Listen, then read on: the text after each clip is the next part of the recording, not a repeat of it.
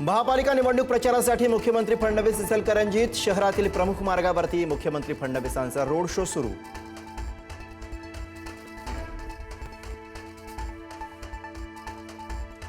साताऱ्यातल्या अखिल भारतीय मराठी साहित्य संमेलनाला पुन्हा वादाचं गालबोट। संमेलन कार्याध्यक्ष विनोद कुलकर्णींना काळं फासलं। हल्लेखोरांच्या हातात कोयत्यासारखी शस्त्र। कुलकर्णींचा आरोप, हल्लेखोर पोलिसांच्या ताब्यात। पुणे आणि पिंपरी चिंचवडवरून भाजप राष्ट्रवादीतलं वातावरण तापलं। अजित पवारांना सोबत घेताना विचार करा, हे मी देवेंद्र फडणवीसांना आधीच बोललो होतो। रवींद्र चव्हाण यांचा खुलासा।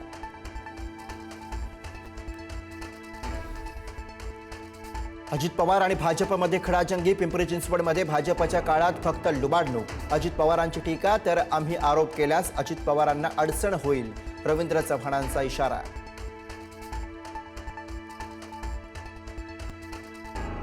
महापालिका निवडणुकीच्या निकालापूर्वीच महायुतीची 66 जागांवर बाजी।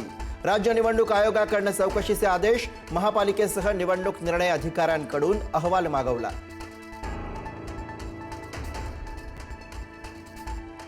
साम दाम दंड भेद वापरत बिनविरोधाचा ट्रेंड।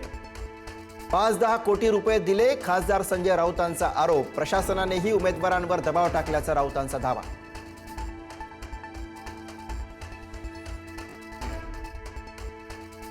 ज्यांनी 70,000 कोटींचे आरोप केले त्यांच्यासोबत सत्तेत अजित पवारांचा मिश्किल टोला, तर मोदी आणि फडणवीसांनी अजितदादांच्या वक्तव्यावर उत्तर द्यावं, राऊतांचं आव्हान।